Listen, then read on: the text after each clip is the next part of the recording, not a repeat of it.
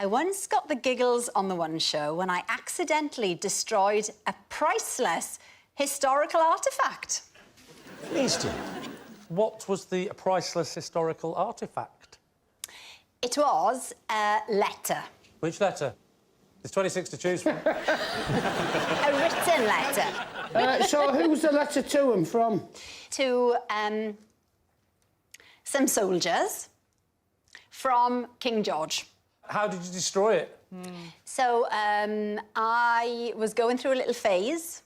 Was it that phase? It was that phase, but it wasn't that phase. Right. It was a phase where I was drinking green tea.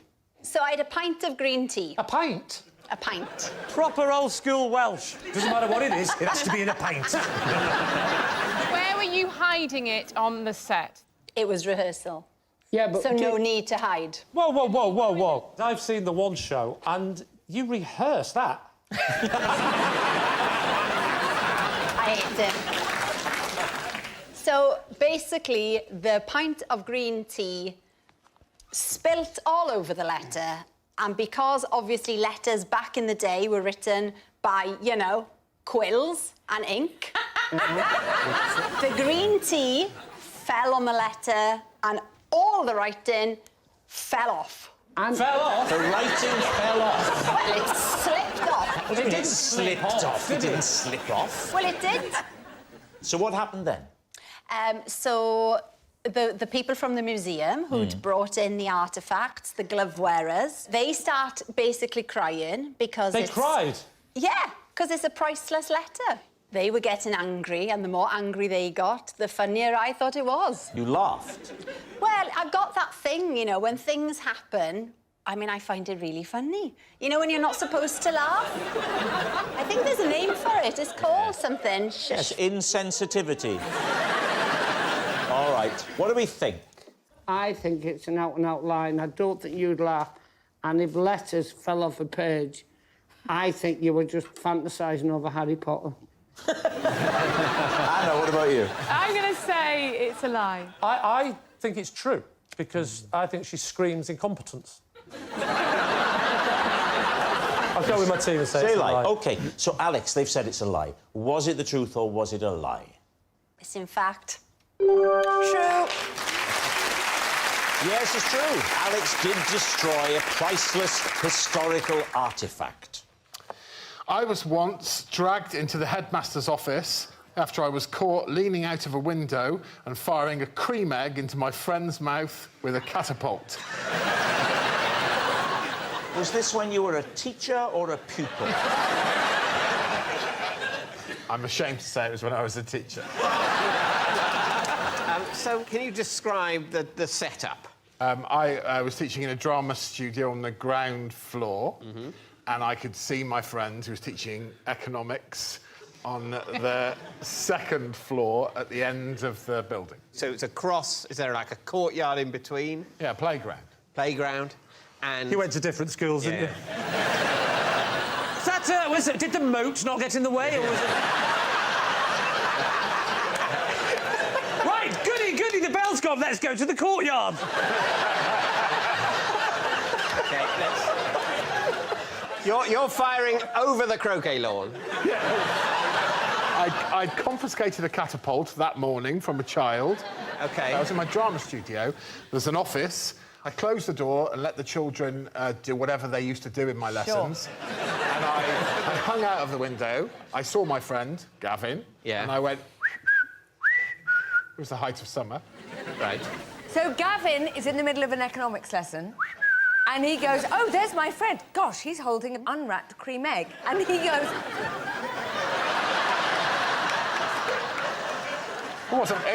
It wasn't quite that instinctive. I waved the catapult at him, and he was baffled at first.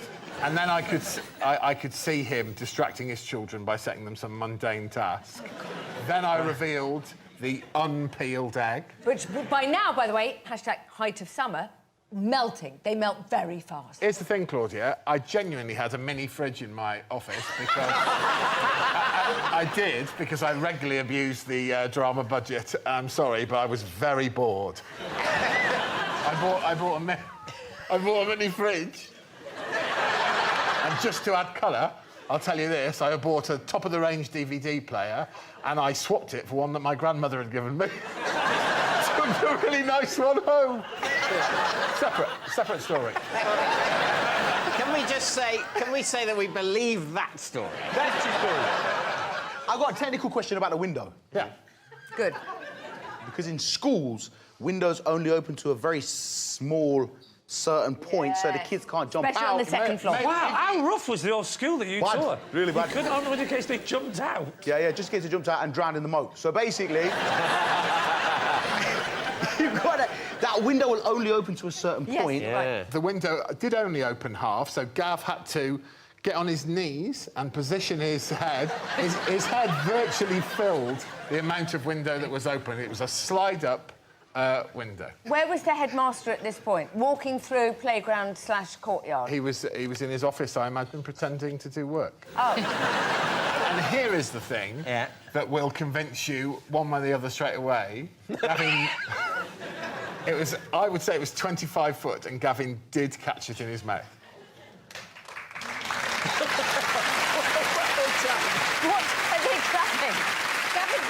You lot are going to feel so stupid if that's a lie. What do you think, David's team? Does it ring true for you? I do believe the lie is being packaged with real stuff. So, confiscation of the... The mini fridge is true. Yeah. The confiscation, yeah. Everything around the lie is true, but the lie is still a lie. OK, let's go. Let's go. We'll go lie. You're saying it's a lie. Greg, was it the truth or was it a lie? There were elements of truth, but yes. Damn you, that's a lie.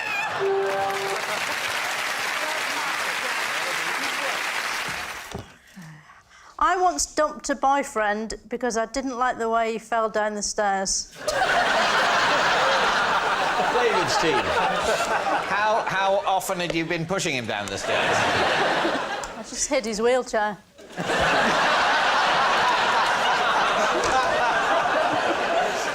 If you've been affected by any of the issues raised in tonight's show... How did he fall down the stairs? What was Very ungainly. What kind of stairs did he fall down? Where was he? It was just outside his flat, and there was, like, 5 steps, and then another 5 steps. Well, you know, those ones that go sort of in a different direction. Concrete sort of. steps? Yeah, concrete. So this is nasty. This isn't... It was a nasty fall, yeah. Yeah. Did you finish with him because he was so badly injured he was no use to you? This was sort of like the last straw, really. What was the other straws? There were so many straws. Tell me one. He used to fall out of cupboards.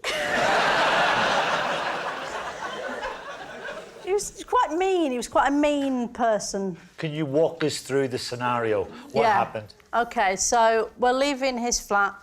He locks the door. He loses his footing on the steps, makes a little scream, and he just fell. How many stairs did he go down? Because the way you've described it, there were corners. Did he go round the corners? He's a man, not a slinky. No, he did. He did. So how did you react? Did your compassionate side come out? Well, I asked him if he was all right, and then I sort of made a mental note to cut him out of my life.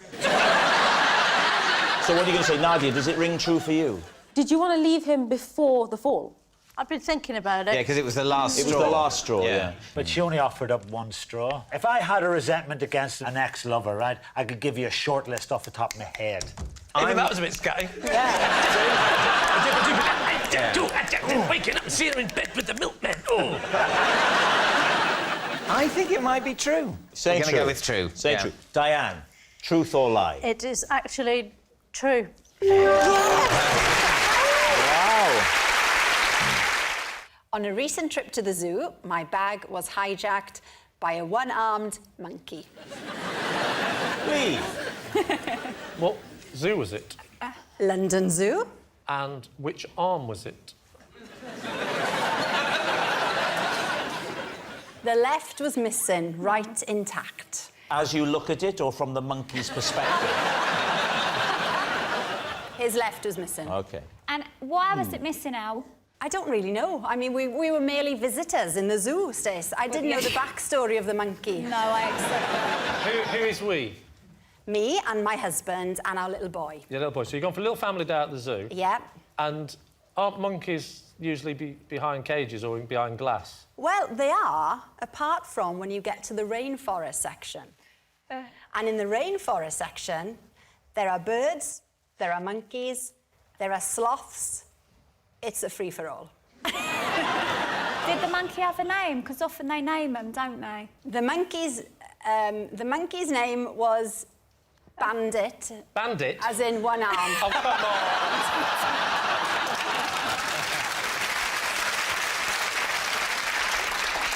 on! What sort of monkey? It wasn't a chimp, was it? I'm not David Attenborough, I don't know. But Excuse me, a chimpanzee, even though it looks like a monkey, isn't a monkey. Well spotted. I deliberately said that.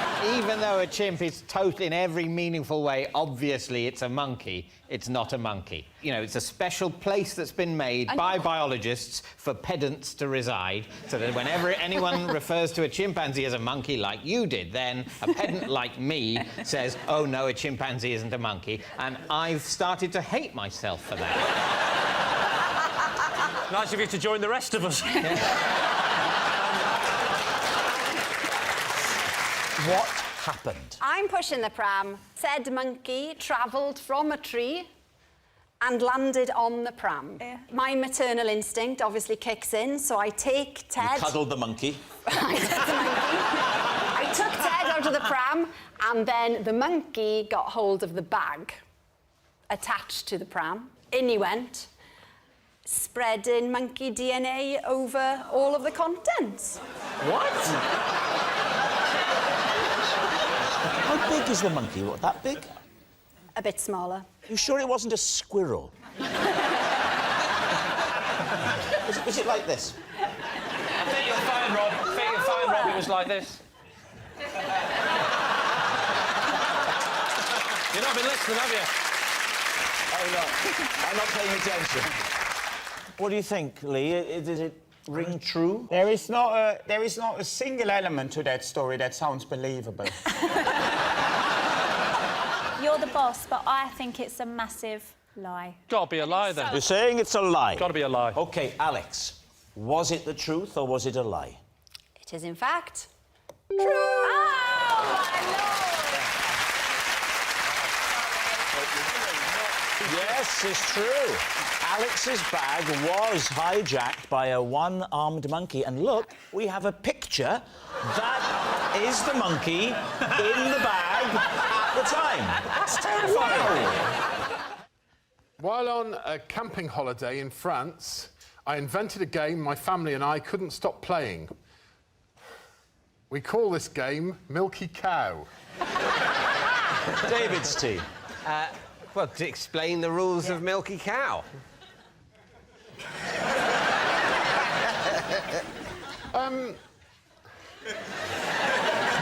I feel I should probably start with the origin of Milky Cow. Would you? No need, just get straight to the detailed rundown of the rules, and then we can do the background later.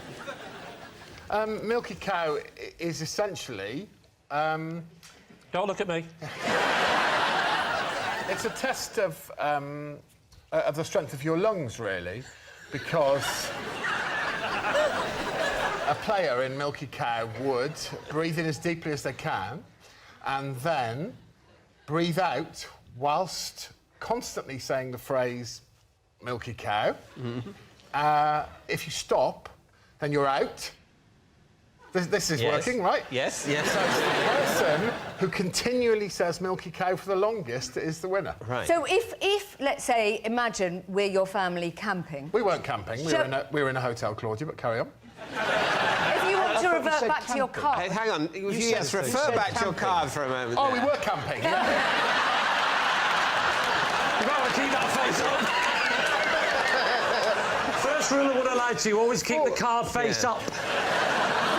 I would say that Milky Cow was played for many summers. And it was played in hotels and camping. It was the origins, actually. We were in a sort of chalet in a mobile home.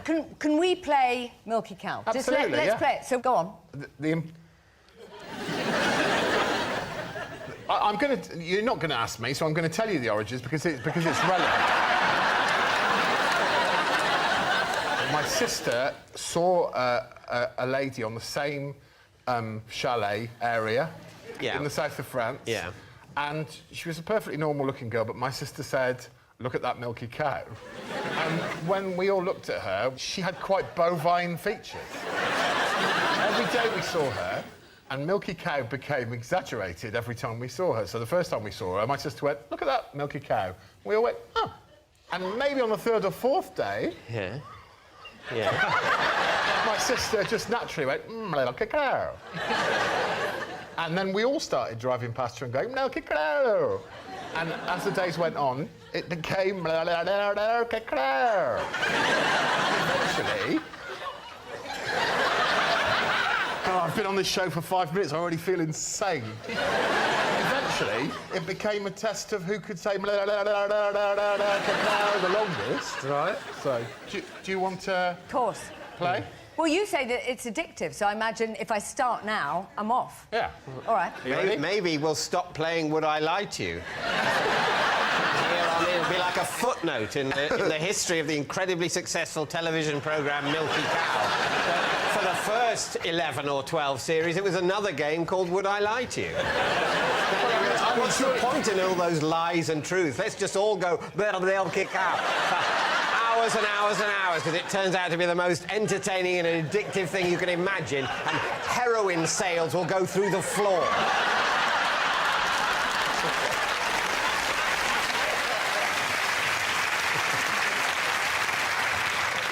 Greg, over to you. I feel a little on the ropes after that. Ready? OK. 3, 2, 1, breathe in. Quite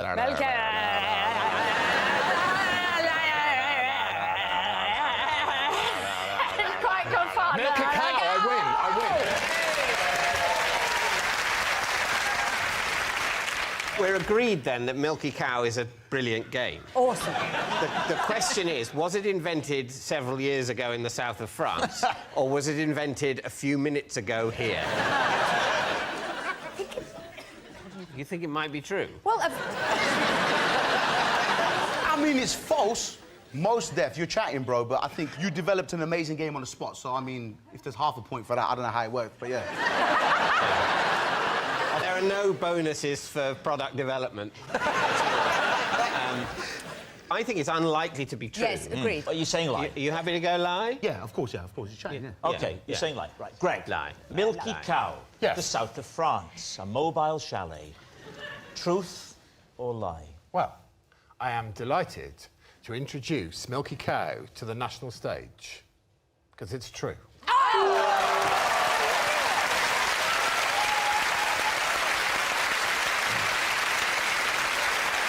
Yes.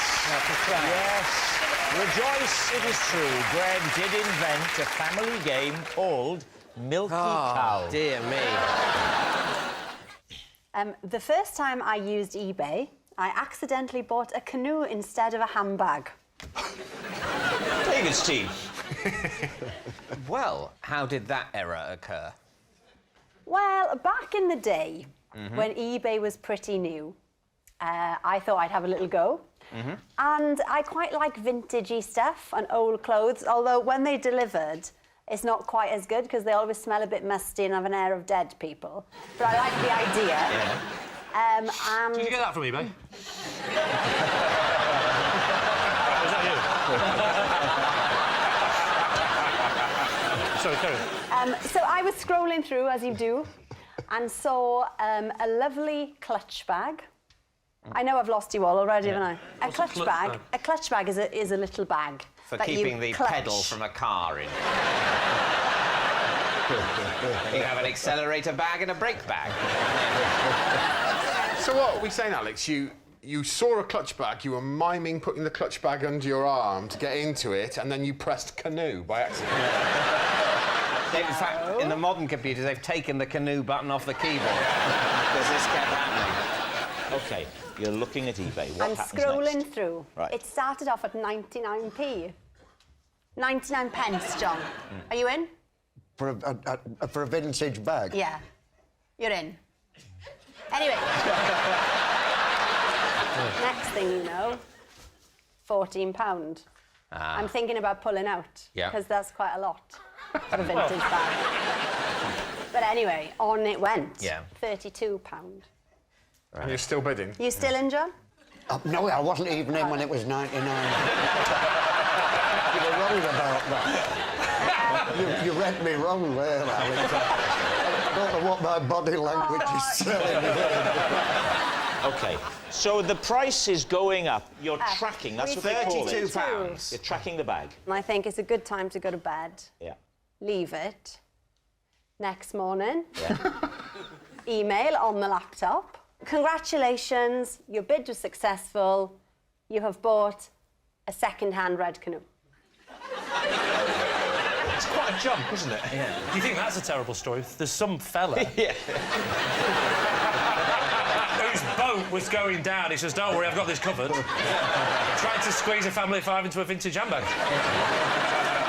So you emailed the canoe man saying, instead of the canoe, could I have the clutch bag. handbag that looks like And he said, I haven't got a clutch handbag to offer. Yeah. And I said, well, you've lied, because I bid on a clutch handbag. So do you think he was luring people in by putting photographs of vintage handbags, which people then bid on and bid on, bid on, whatever they pay, whatever the handbag looks like, they only get a canoe? Maybe 7 times out of 10, people make do with the canoe. It must have looked into it. Have you ever seen at the opening night of a film a glamorous starlet turning up with what the commentators are saying is an incredibly large clutch bag? OK, what are you thinking, David? I think I don't know. What do you think? There's too much of a gap. Do you think it's true? No, I think it's a lie. I think it's a lie. We think it's a lie. You all think it's We a think lie. it's a lie. Conclusively a lie. Yeah. Conclusively a lie. OK, Alex, truth or lie? Silly boys, it was, in fact, true.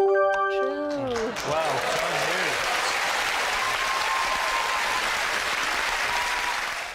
I once invented a language so I could speak to my sister in secret.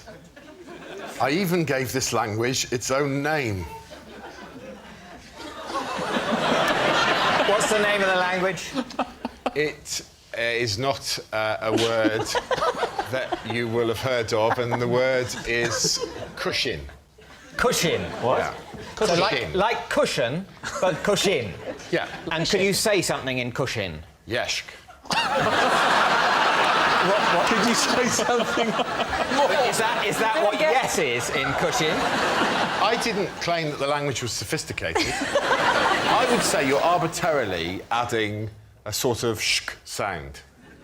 So do a sentence. OK. Ashk mench... Ashk amshk. It's obviously been a long time since... I lashkli am in joishking. The experience of would I lash to you? You sound like the chef on Sesame Street.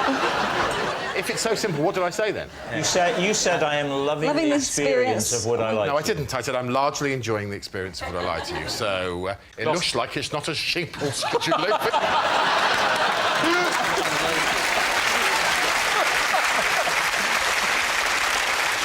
So where did the name for this language, cushion, come from? I honestly can't remember, but it was called cushion. And I can tell you, part of the language, and I'm afraid I can't explain this to you, would be sometimes mid-sentence, sometimes at the end of a sentence, just to loudly proclaim, cushion!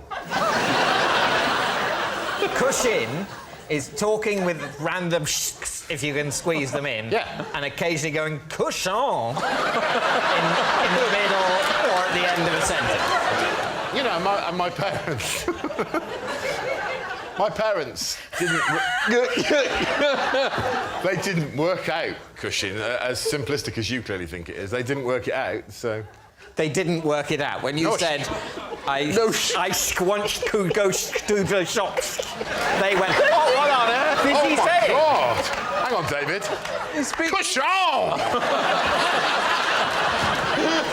So, David, he's been quite fulsome, a lot of detail, but is it the truth or is it a lie? What do you think? Well, I believed him up until the point where I went, cushion. And then I... He's enjoying cushion far too much. He's enjoying it. Although he could be enjoying it with the fact that his Yeah, sister is yeah. watching their secret language being outed. Yeah. She won't dislike it. She'll be ashkelushklis delishtis. I don't. I don't. And that, my friends, so far is the biggest cushion of them all. It's not inconceivable, but it is unlikely. What do you think? Truth or lie? Lie. Lie, let's do it. Lie. You're saying it's a lie? OK. Greg, truth or lie? Aishk, washk, telishk, the trushk. Oh!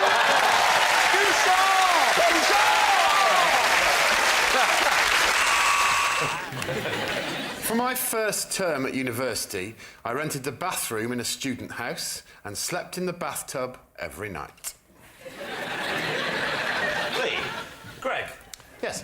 Before we even start this, can you stand up? There'll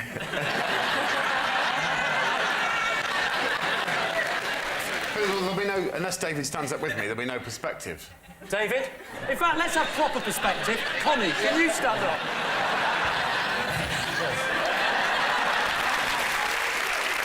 You know the question. Yeah. What's the answer? Well, I just hung off the end of the bath, as I hang off every single bed that I've ever slept in. No. You definitely don't hang off a bath like you hang off a bed. Because a bed go like that and then you hang off. Yeah. You'd have to go up and cross and hang off. You're tall, but you're not a snake, Greg. The thing what actually drove me to change my circumstances was that I was bruising the side of my cheek regularly by waking up in the morning and clanging into one of the taps. Can I ask why on earth you would sleep with your head at the tap end? That is mad. Yes, well, you know, I was 18 years of age and I mainly lived off Thunderbird wine, so bad decisions were my forte at that period. So did you have a bed in the house? Did you? Oh, so that was the reason you was in the bath. There was a. Why did you think he was in the bath? I chose to, Phil. Yeah. How many other people were there in the flat? 3. 3 people. What? 3 beds? Yeah. Why would you not sleep on the floor next to the bath? We had a giant 1970s sofa that had a peculiar corner unit, and I took both cushions from that corner unit and they fitted in the bath perfectly, and it was incredibly comfortable. So hang on, it wasn't a freestanding bath? A roll top? Yeah, was it a roll top freestanding bath? It wasn't a freestanding bath, but the end of the bath projected out into the room. Where was this, Greg? Which town was this, Oxford or Cambridge? It was in Isleworth in West London. It was only because of a mix-up in housing agreements. We soon sorted it out after a term. I only had to do it for a term. What was the mix-up? I'd agreed to move in with these 3 guys and we got the wrong size house. Hang on, that's not a mix-up, that's just stupidity. There was 4 of you, and you got a 3-bedroom house. Been a bit of a mix-up. The boys blamed me, which is why I got the bath. Why did they blame you? Because I was the one who booked the house. How did you get into university?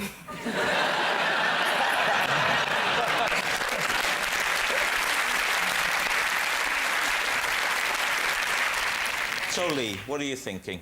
Marcus? I think it's too preposterous to be true.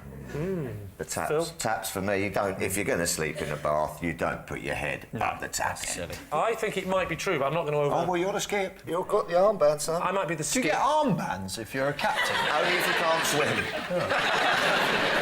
I'm telling you, I don't know if this is in the spirit of this game, this is true.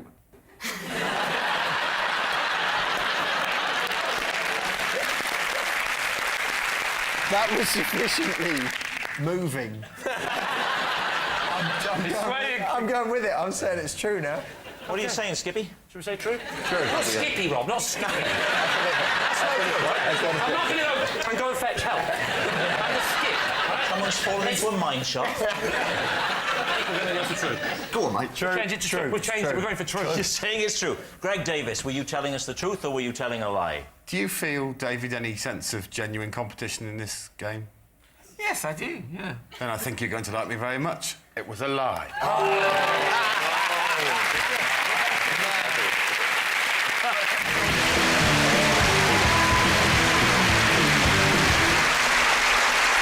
Right, we'll start with Diane. What is Michael to you?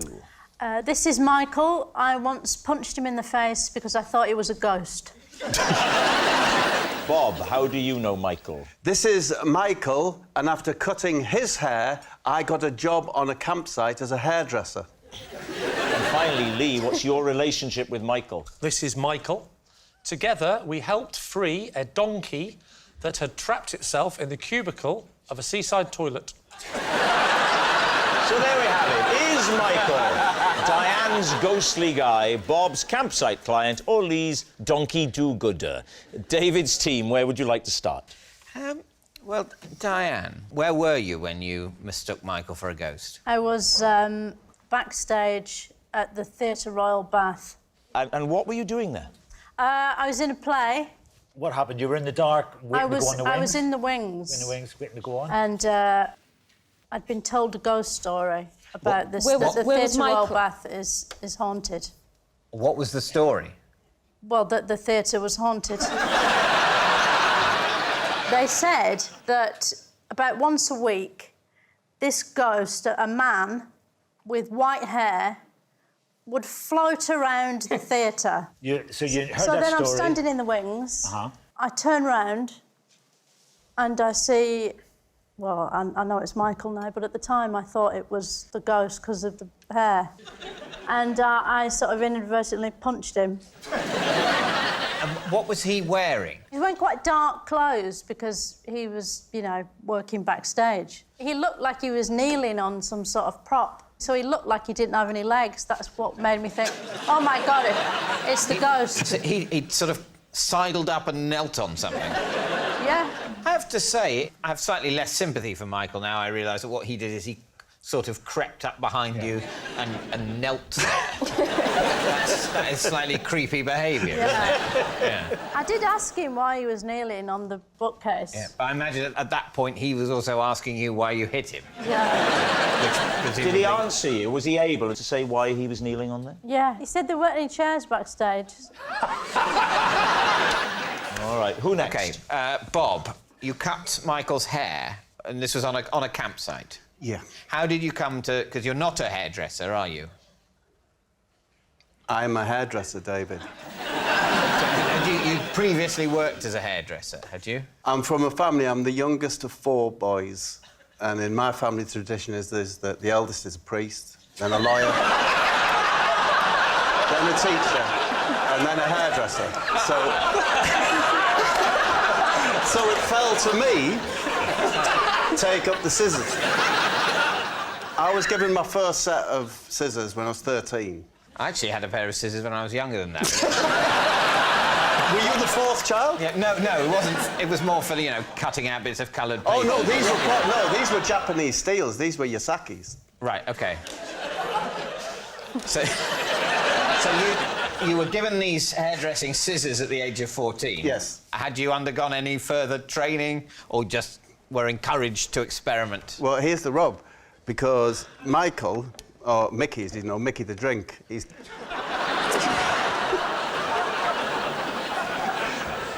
Why is he called Mickey the Drink? Anyway, so, he was one of the first people that I ever gave a haircut to as a young boy. He was one of my friends. And then, fast forward to 1982. I go to the World Cup in Spain. There was Michael, Billy the Pigeon... Gentle Kenneth. Billy the Pigeon? Gentle Kenneth, yeah. Why is he called Billy the Pigeon?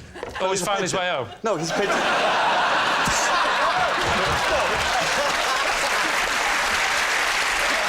Because he had, like, a fat chest. We all went to Spain. We were on the campsite for the England fans. I, as always, gave Mickey his haircut. And the one-man army from Nottingham, the Nottingham Forest fan, caused all the trouble out there. He demanded that he had a haircut. What trouble did he cause out there? Well, for example, he rushed to the cafe that we're in and threw a coin like that. Could have damaged anyone. Luckily, it went straight in the slot machine and won the jackpot. I'm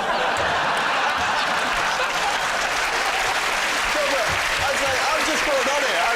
It was really rather simple story. So I cut Mickey's hair. I'd done since he was 13. So you'd cut his hair regularly. You first did when he was 13. When he was 13, one of the first people. You were his regular hairdresser. No, that would be a lie. But I would always cut Mickey's hair. Yeah. I was seen doing this, and before you knew it, over the course of the next 10 days, I probably did 50 to 60 haircuts. And were you paid for these haircuts? I probably was, but in kind. Right. Oh, Because the only thing any of these English fans could say was huevo solo, and that got you an egg sandwich. And I seem to remember that people, because I was cutting hair, it was always in the morning, that someone would bring me, "Oh, mate, you're busy cutting hair, you have a huevo solo." So you were paid in egg sandwiches? I think maybe I was. And you did 50 haircuts over, what, how many days? I think that was probably 8 days. So you're having 50 egg sandwiches over 8 days?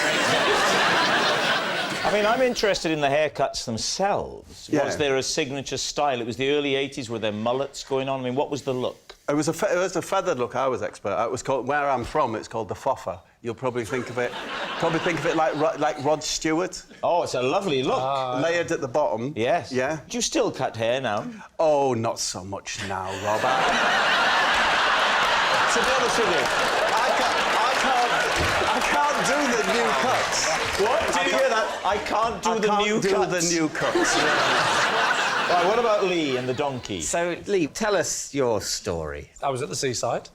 I went to... Whereabouts? Blackpool. When was this? This was last year, believe it or not. Last year? Only last year, since the last series, and why it hasn't cropped up so far. Fair enough. On holiday, or were you summer seasoning? Seasoning? Doing a summer season? I'm not a juggler. Or were you... They have comedians in Blackpool. Or were you giving a keynote speech at the Conservative Party conference?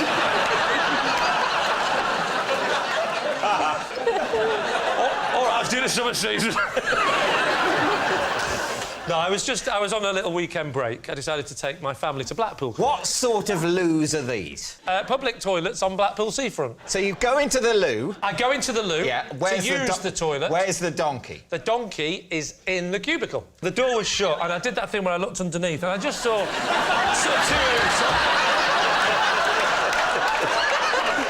I said, "You belong, mate." Which way was the donkey? Which way? Which way in was he? He was actually facing outwards, so the bottom was stuck in the cubicle, and the head was sticking out the front. So he reversed in, did he? No, he didn't reverse in. The toilet reversed up to him. Yes, he reversed in. OK. It turns out someone had witnessed this happen. Yeah. He'd gone into the toilet. Who is this person who witnessed this happen? It was some guy was in there. Some other guy, not Michael. There's a guy... And he goes, "I tell you what's happened here." Yeah. This donkey, and what did he say? I walked in and I went, "Blimey, there's a donkey stuck in the cubicle." And the man told us, this donkey has wandered in from the beach, you know, where they do the donkey rides, and then someone had used the hand dryer, and he's freaked, ran round, got disorientated, and then reversed into a cubicle. And at this point now, Michael was in there, because the other fellow went out. He said, "I'm not dealing with it, I've got to go." I'm just the one that's here to explain the scenario. He said, the guy said, "I'm not dealing with this one, I've just got a leopard out of the sink. You can do this one."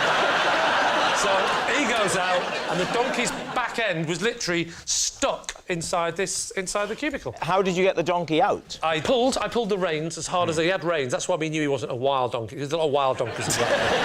I'm pulling at his reins like that, and Michael sort of tried to lean over the back, and he had his beach towel with him, and gently gave him a little, I wouldn't say a whip, that would be hard, but enough to make him try and come forward. But it just didn't work. We could not get this donkey out. Right. Died. Oops, fell off. Join us next week on What I Like. Yeah. At least it was the right way in to use the loo. Yes, perhaps he was using the loo. That's why he wouldn't come out. He needed the loo. Yeah. I hadn't thought of that. I say donkey, I mean fat bloke. I remember I was a fat bloke, and I wanted to use the toilet. And he had one of those funny little Blackpool masks on of a donkey. It's all coming back to me now. I got arrested. I did 3 months in Parkhurst. The story. He's in 3 months in Parkhurst. But since we last did the show. Michael is a prison officer. I think I'm Davies. So there we are. We need an answer. David's team. Is Michael Diane's ghostly guy, Bob's campsite client, or Lee's donkey do-gooder? Well, what do you think? See, when I heard Diane's story, I thought that was a lie. And then I heard Bob's story and Lee's story. And then suddenly Diane's story seems a little bit more real. I think it's Bob. I think giving your man a haircut is the truth. 50 haircuts in a week, paid in egg sandwiches. I don't know that you can do that hairstyle with one pair of scissors. I'm from a family of hairdressers, and I just don't think you can do Rod Stewart family of with one pair of hairdressers. scissors. Did you have more than one pair of scissors with you? No, my response to that, Nadia, is a family of not very good hairdressers. Two sets of scissors? He looks round about Bob's age. And Bob's haircut? Yeah. Can I just say, one final chance, he looks to me like a man who hangs round gentlemen's toilets.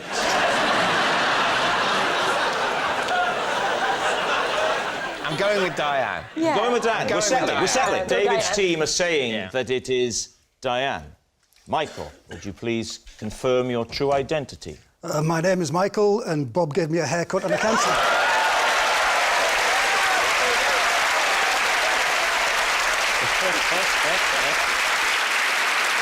We can actually see photographic evidence of Bob cutting Michael's hair. There they are. Oh, my gosh. It really did happen. Thank you very much, Michael. I can tell if someone is a good dancer just by the way they smile. David's team. Alex, look at me. Turn your head a little bit. And now this way. Now do it whilst you're dancing. No. Yeah, well, it's true then. Why? But why? What is When it that's about, well? though? Yeah. Because people who are good at dancing... Will you stop doing that? I find it a bit disturbing, David. It's just a bit light entertainment for you, David. Really?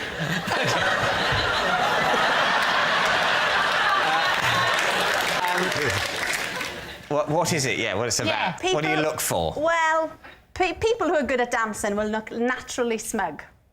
What are you saying? Now, you're putting on a smug face. No, he's not. And people who are good at dancing have shorter teeth than you. It's just something about dancers. They seem to be a little bit underdeveloped in the tough area. Are they making up for their short teeth by Could learning be. to dance? I don't know, but it seems to be a pattern. That's what I found doing extensive research. So I'll go round you all now. Open up. You could be all right. Oh, that's a backhanded compliment. Smug, short-toothed person. Not mine. Go on. Rob? Rob, he's got quite long teeth. No. The thing is... Rob, look. you get up there and prove her wrong.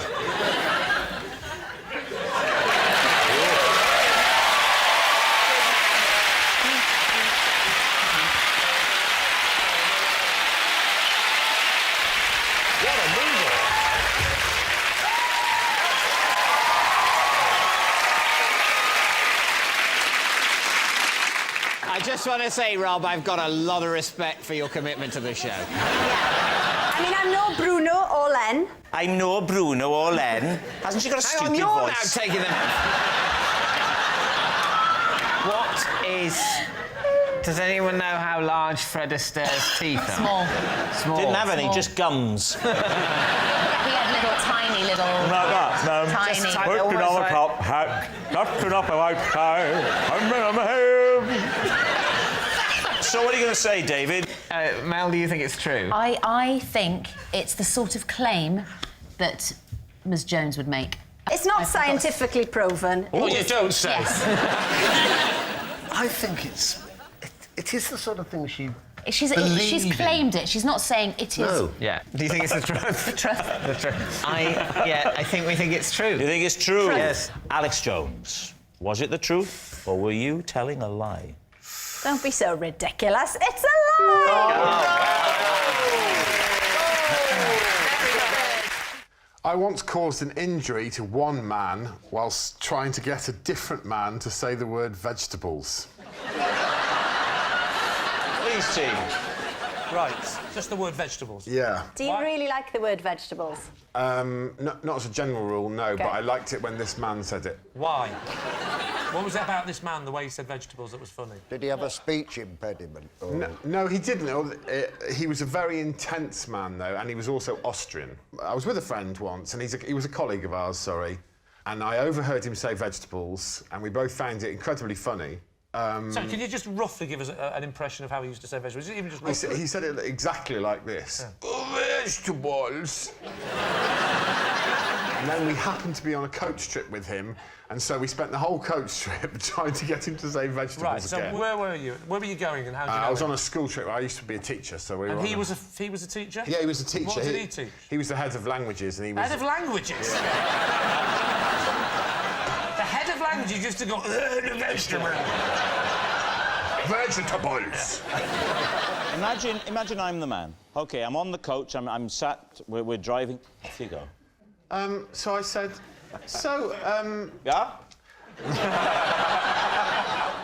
You're very big, aren't you? This isn't like him at all. You're very big, aren't you? That's it.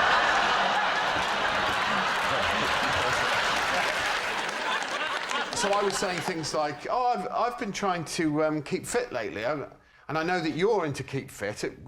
You know, would you recommend for a healthy diet? And he was going, well, you know, I would... you must eat a balanced diet, you must eat greens, and you must enjoy some protein in limited... I was going, yeah, but I mean, if you were to group some of those foods together...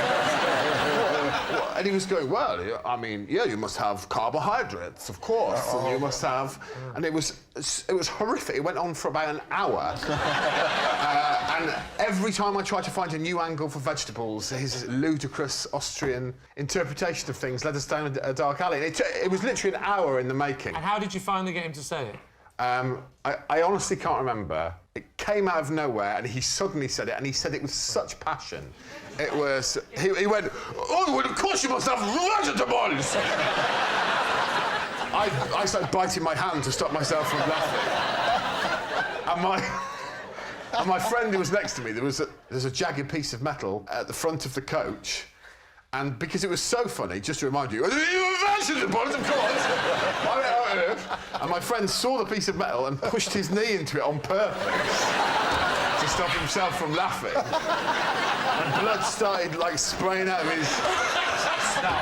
Started spraying out of his knee, yeah. Oh, this is getting elaborate, this story. And I'll tell you another detail. We went and did the trip, which was in Paris, and then after we came all the way back... all the way back to Calais, and I said to him, you know, we put all the kids' passports in that hotel in Paris last night. Did you remember to... Because he was in charge of the trip. Did you remember to bring those? And he was standing up in front of the children on the coach, and he went, oh, Scheiße!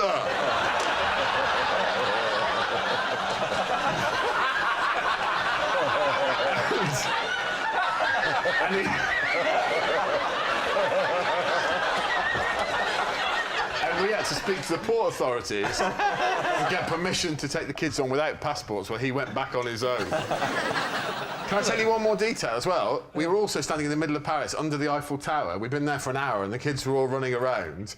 And he came over and went, we must go, we are late for our next appointment. And I said, well, we should just make sure that all the kids are here. And he goes, yes, of course we should, yes. And he turned round and went, is everybody here?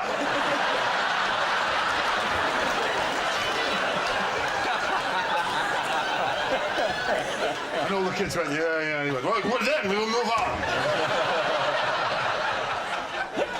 Vegetables! What are you thinking, Lee? Oh. I think it's true. True from John? Yeah, definitely, yeah. I think lie. You are a fantastic actor, Mr. Greg Davies. Well, so what are you going to say? OK, what do we think, Alex? I think you'll find I'm BAFTA nominated. We're all BAFTA nominated.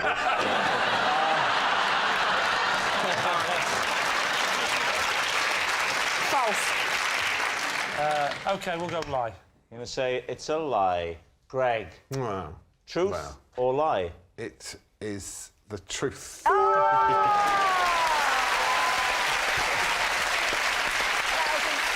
Right. After a wild party to celebrate our 2000th episode, I slept the night on the one-show sofa. These two. Ooh. When did the one show start? What year? I don't know. Oh. Are you like the Khmer Rouge? Nothing existed before you turned up. Did anybody join you? Oh, hello. And slept there? The sleeping bit. Sue Pollard, I can't tell you that. Nothing like that. No, I was just wondering if they wanted to keep you company in case you forgot to wake up for the next edition. No, so I'll tell you what it is. I'm a bit out of practice.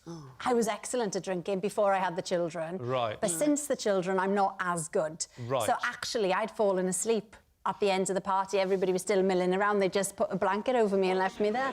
Paint a picture for us, Alex. Who else was there? I'm imagining it was a starry affair. No. Well, you can't invite one guest without all of them. Can you imagine how many people would have been there, Rob? Over 10. There have been 2,000 episodes, and there's how many guests per episode? Oh, well, 3 or 4. 3 or 4? I mean, it varies. So that's like 8,000 guests, of whom 1,500 are Giles Brandreth. Yeah. What time did you wake up the following day? Oh, early. 6:37. And, I mean, what went through your mind? Oh, beside myself. There was 2 of you there? They taking my shoes off. Some people, don't they? They employ staff. What about your PR or somebody like that that would understand? PA. Yeah, PA. I don't know. I haven't got a personal person. Have you got a personal person? You will have. I mean, you're a national yes, treasure. I've got 6, but they haven't lasted long. Do you get through them? Why? Yeah, I pay them too much. I don't think your PA could ever be paid too much. Well... Do you want to come outside? No, carry on. No, I just think it just seems a bit unfair, Alex. What do you think, Chris? Does this smack of the truth for you? I think there's a lot of truth in this. You're probably nodded off in the corner while Giles just continued with his stories. It's always nice to have a little insight into these exclusive show business parties, and I'm wondering about in the heyday of Heidi High.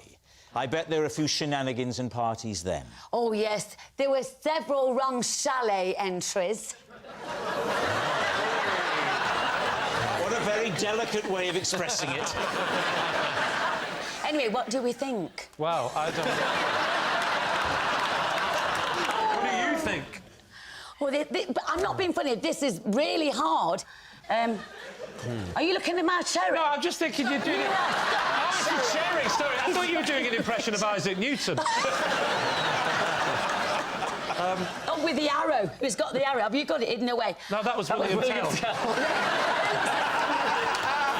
Truth or a lie? Yeah, go on then. I'll leave it to you. Go on then.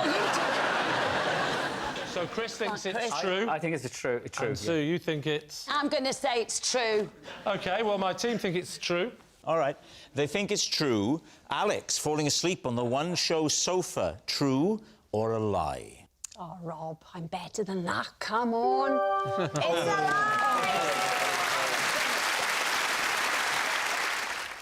At school, I invented a game called Snorkel Parker Music Practice Room. There we are. Lee's team, what do you think? What was the game called again? It was called Snorkel Parker Music Practice Room. Right, and can you describe the game to us? Myself and several friends, we all had snorkel parkers. What is a snorkel parker for some of the younger viewers? It's a large hooded coat with a fur-lined Oh, collar. the one that comes out at the front. Yeah, and it's fur. and you can zip it up so that it comes right up, and so that only your eyes are visible. Can you describe the rules? Imagine we've never met, I've got my snorkel parker. What would happen next? Well, then you and I, Lee, will go to the music practice room when... I'm not falling for this again. And you zip up your snorkel parker, And then when someone's practicing their violin with a violin teacher in the music practice room, you duck down below the window, and then you just come up with your Snorkel Parker on. So just imagine you're a historical reenactment society. You've got your members there. I suppose How would you? I'd have to fully demonstrate it by using my making an ad hoc Feel free to Snorkel ask Parker. Richard and David to help you out on this. Will you help me out with this? Well, I mean, I see, this is one of the moments where I don't like having to. All right. You want to do it? Yeah, all right.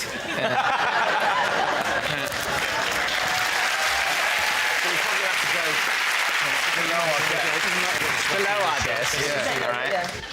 So if you imagine that this was the music practice room and there was someone in there having a lunchtime violin lesson, you would wait until they were in mid-tutorial. Right, then, I'm picturing it, yeah. And then together, after 3. Okay. Yeah. 1, 2, 3. 4.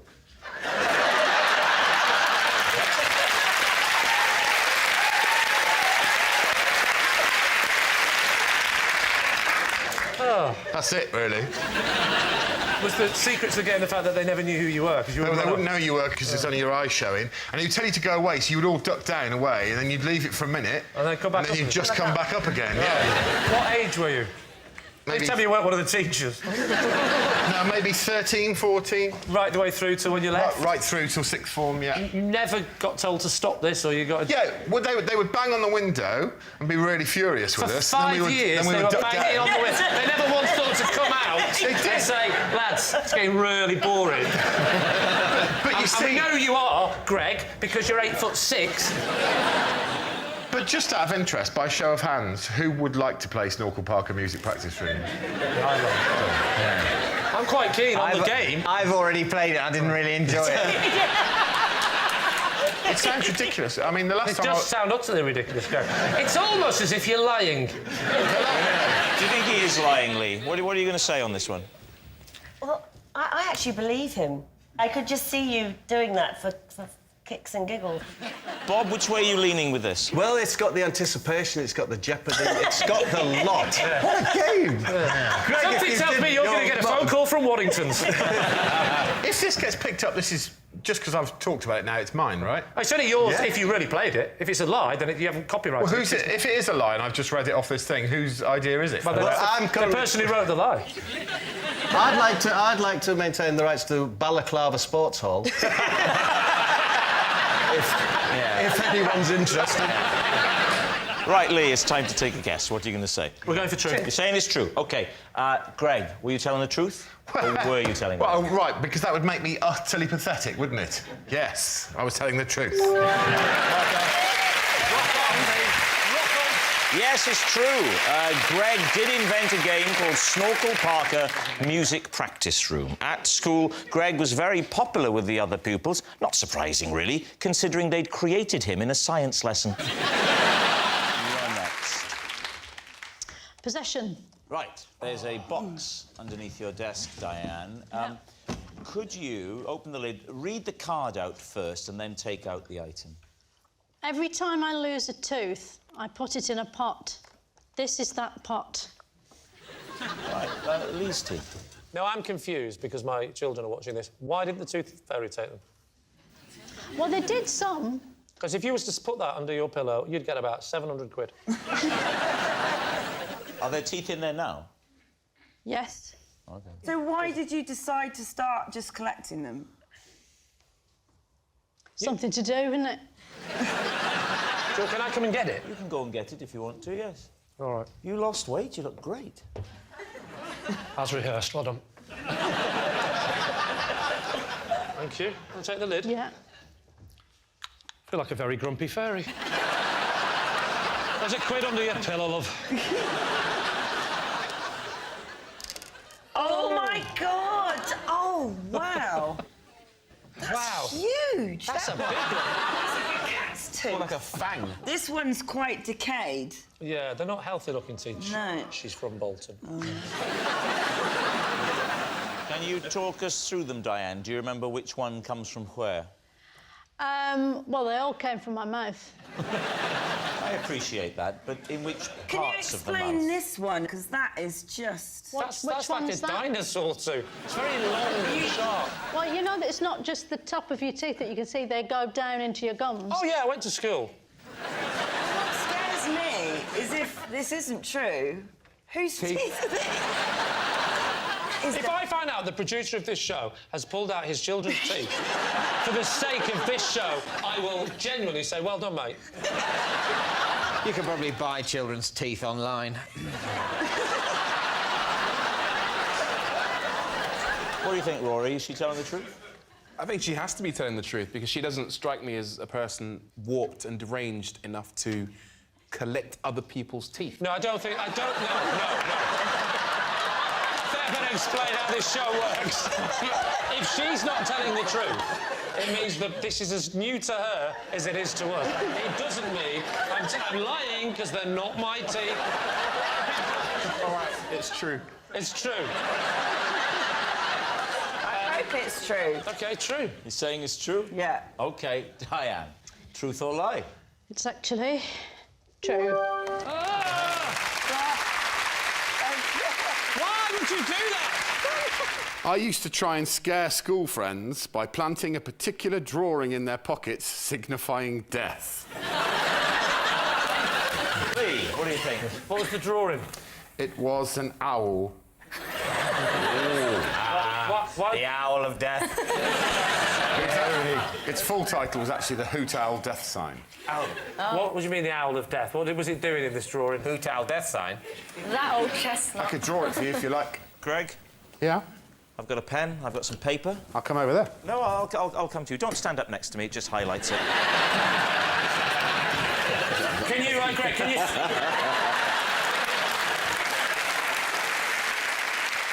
So please, draw the Owl of Death. So...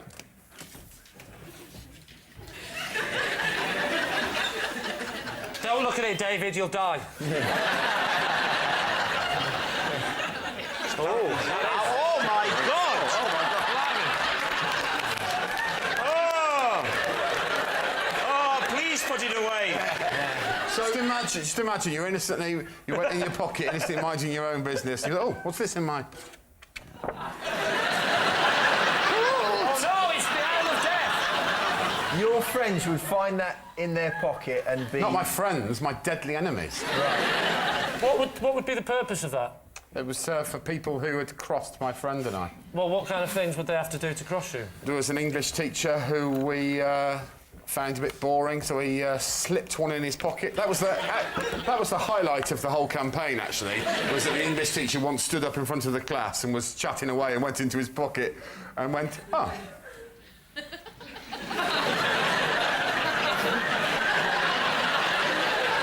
And he went, sorry, everyone.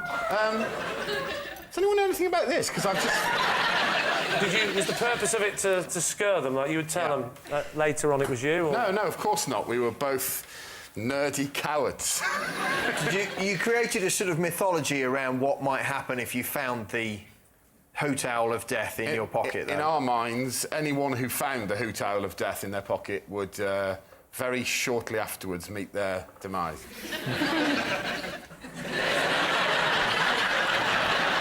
Time to take a guess. What are you going to say? What do we think, Phil? Do you think that is possible? I think it's possible, but I think it's a lie. I think it's a lie. OK, Mike. You say lie, you say lie. What about you, Lee? I say lie. Right, Greg. Yes. Truth or lie? Well, it would be pretty tragic if two boys had spent their youth doing that, wouldn't it? True. And it is indeed true. I once lost Julian Lloyd Webber's cello because I was chatting up a parking attendant. Well, David and team. Lot of factors there. Why were you in possession of Julian Lloyd Webber's cello? Because he had lent it to me. Why would he lend you his cello? Well, not exactly lend. I was kind of looking after it. Where were you, Alex? I was in Manchester. Right. Yeah. Was he playing? Was he doing a gig or something? He was doing, yeah, he was like with an orchestra, but he had his own solo part, so he played. I know an orchestra. They have an instrument each, don't they? Yeah, but David, he had a special part. Oh right, okay. Yeah. But for which he didn't need his cello. It was he asked you to hold the cello.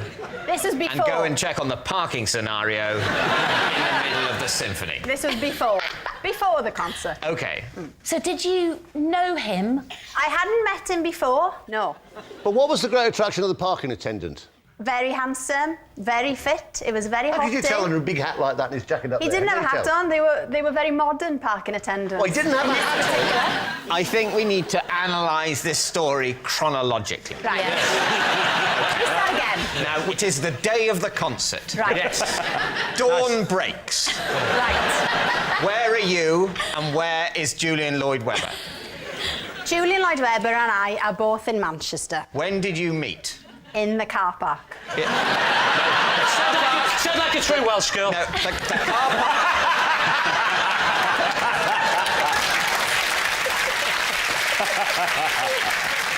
I'm afraid the car park is not an acceptable answer to the question, Right. when did you meet? Right. Because the car park is a place, not a time. Let me set the scene. OK. So, I'm in the car park with the car park attendant. Of course you are. Yeah. The car park attendant is just there. He hasn't got a hat on. He's not that official.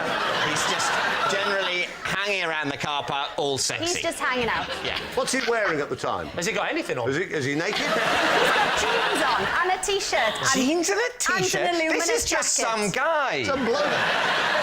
He's told you he's a on. car park attendant because he No. wants to sound important. Is that important? Yeah, it's the sexiest thing you can say. Everyone knows that.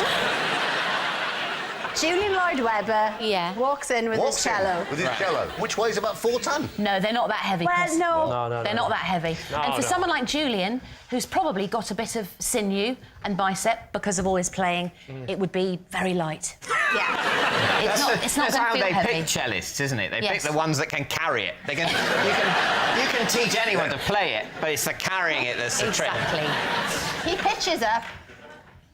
He's on his phone. Yeah. Oh, He's while on the phone carrying the carrying cello. the cello. Yeah. What a guy. Were you trying to get off with the car park man because you wanted to not pay for your own parking?